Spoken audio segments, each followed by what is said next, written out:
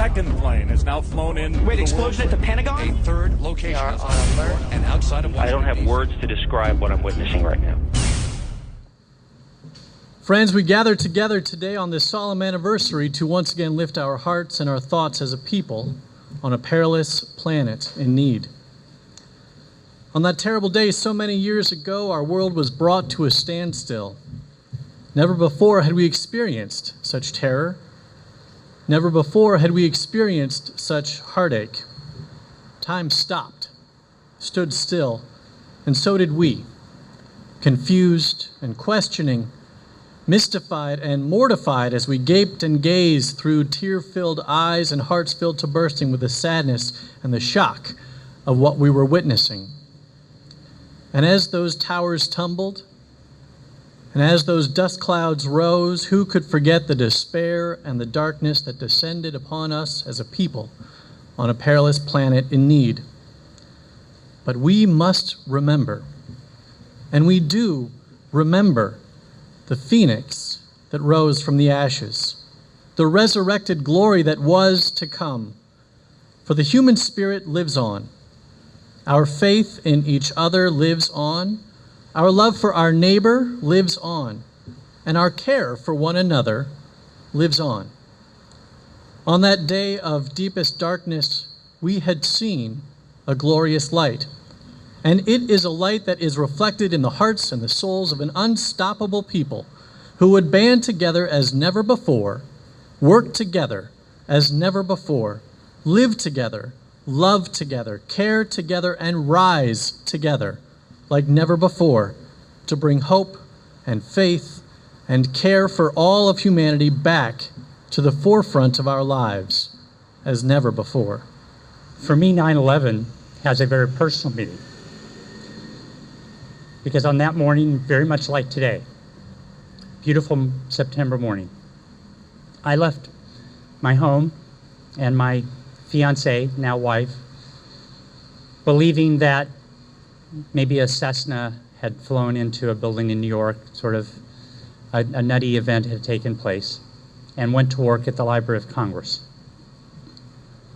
Arriving there and going to the top floor of the library building to have breakfast, there was question about the smoke rising on the horizon, which we later learned was the Pentagon.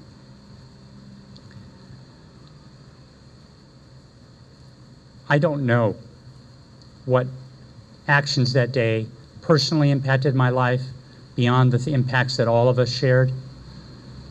But it's my belief that it's at least possible that the plane that went down in Pennsylvania was headed to the Capitol, and I would have been working there that day. So for me, it's a very personal sense of gratitude, appreciation, and recognition for the folks on that plane who took the actions that they took, and for everyone who suffered that day and took action in efforts to save others, and many of whom themselves lost their life while helping others. In Gainesville, in Alachua County, Alachua Habitat for Humanity has organized an opportunity to participate in activities that honor 9/11 victims and the heroes by leading 2 days of service projects. Painting houses of 2 low-income families through Habitat's Brush with Kindness program, and repairing a aged veteran's house through our repair program. This is a very solemn occasion, but it's an occasion that we cannot forget. It is an occasion that will be etched into the minds of all Americans throughout this great nation forever. Today, we're going to talk, we're here to commemorate the 9/11 incident 12 years ago. But 3,000 lives were lost in that particular terrorist attack. When we bring it down to our public safety people, 342 firefighters, 72 law enforcement officers were included in that number. And then after that, we went to capture those individuals that were responsible for it. We engaged in a couple of wars. Over 6,000 service people gave their lives. in order to bring justice to that injustice act that occurred there. We as a nation is stronger. I'm proud of the resilience of all those individuals that unfortunately took place at the 9/11, because we had people that were rushing out, but we had people that was rushing in, emergency workers, to help save lives. We had ordinary citizens that rose to the occasion to save lives. I'm proud of each and every one of them. This is what makes this country such a great country. As we take a time to remember, as Commissioner Wells was talking about earlier, a September morning much like today, there was thousands of people that went to work in the city of New York, and their lives would be ever changed by 19 people, 19 militants that decided to take their religion and use it for something it wasn't meant to be. But those 19 people hijacked 4 airplanes, jets, that were going on transcontinental flights. Why is that important? Because they were heavy with fuel. They knew exactly what they were doing, and they knew this was a long-term plan. Through all the security and different things we tried to do, they were able to, this day, hijack those planes, drive 2 of them into the World Trade Center towers, 1 into the Pentagon, and then through the efforts of some everyday heroes on Flight 93 into the ground in Pennsylvania. And we don't know where that one was going, but we have our ideas of where that might have been, and was able to throw out even more tragedy from that day.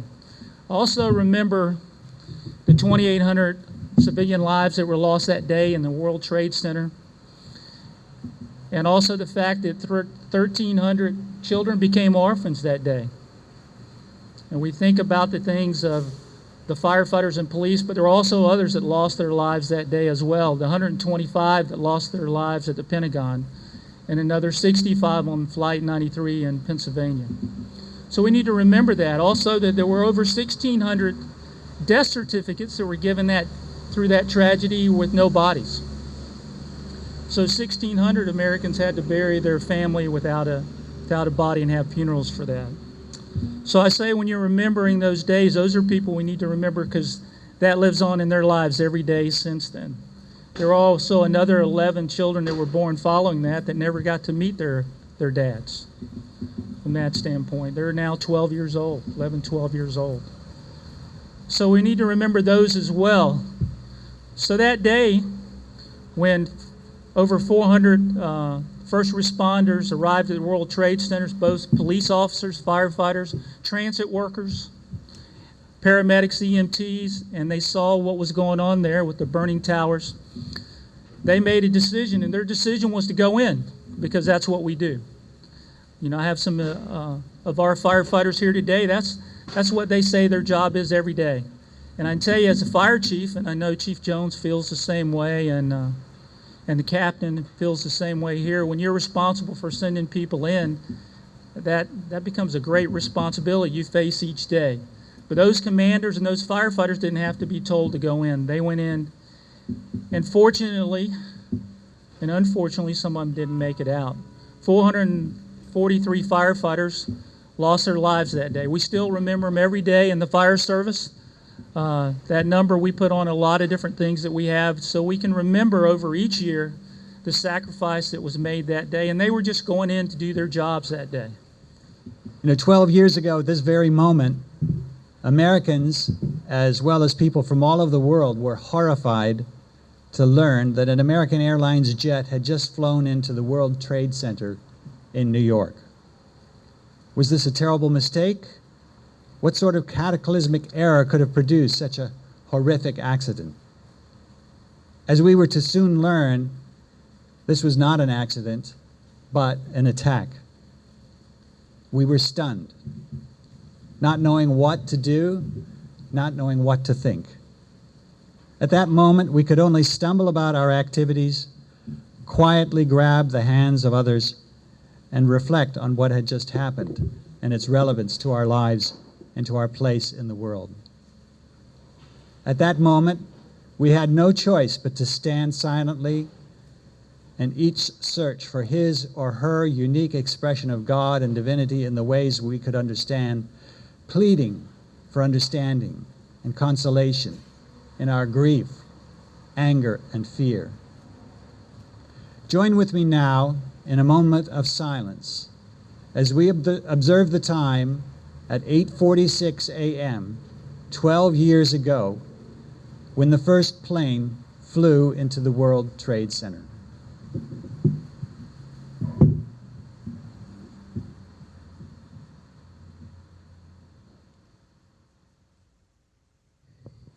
When I first started thinking about what to say here, I thought, well, we're going to remember victims and volunteers.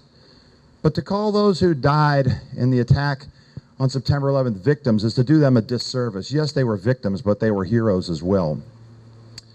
So I'd like to start by just a few words about those heroic victims of that events that unfolded on that day. What really gets to me, what really irritates me, is when our national news media refers to the events that happened on September 11th as the national tragedy. I've heard this time and time again, the national tragedy. Well, it wasn't the national tragedy. Hurricane Sandy was a national tragedy. What happened on September 11th was a deliberate, unprovoked, cowardly attack on innocent men, women, and children. It was an attack on America. It was an attack on our way of life. And we need to always remember that and never forget it, because when we water down that event by calling it a national tragedy in the name of political correctness, it makes it sound like it was a bad accident or an act of God. It wasn't. It was an attack on our nation, and let's never forget that. Regarding volunteers, of course, I'd like to start off by talking about our military personnel. On the other side of the world right now, it's nighttime. Young men and women are trying to land fuel-starved fighter jets on aircraft carriers that are bobbing up and down like a cork in a boiling sea at night. On land, our soldiers, our Marines are out there dressed from head to toe in full battle gear with 60 pounds of equipment on their backs in 120-degree heat day after day. They're sleeping in hastily dug foxholes in desert sand, and they're wondering when the next sniper will show up, when they'll run into the next roadside bomb. So you have to ask yourself, who are these people, and why are they doing what they're doing? Well, they're farmers from Nebraska. They're surfers from Fort Lauderdale. They have GEDs. They have master's degrees. They are the most diverse group of people you could ever imagine. And yet, together they serve. They serve us every day, day in and day out, and they have three things in common. They're all young. They're all in the prime of their lives. Every one of them is a volunteer. And finally, I think that they all realize that the slogan that's been around for a while now of freedom isn't free really is true. Every day, they realize that the great American values of freedom and liberty are under attack. And every generation has a time when they have to step up and fight to protect those freedoms. And so that's exactly what those volunteers are doing. They are sacrificing their lives, risking their lives day in and day out so that we can continue to go to the shopping malls or engage in events like this or go to the Gator games without fear of being attacked. I believe I can safely say this is the greatest generation of Americans our country has ever produced. Join with me now in a moment of silence as we hold the thought of those who perished in these events in our hearts, as we reflect on what these incidents have meant to our country and how they have informed our collective character. Hold silent our best intentions, our emotions, and our reflections on what this has meant. Take this moment to draw closer to one another, pledging support for one another, for our country, for our world, and for those whom we serve. As we approach the hour of 9:03 a.m., please take a moment of silence to reflect upon these matters.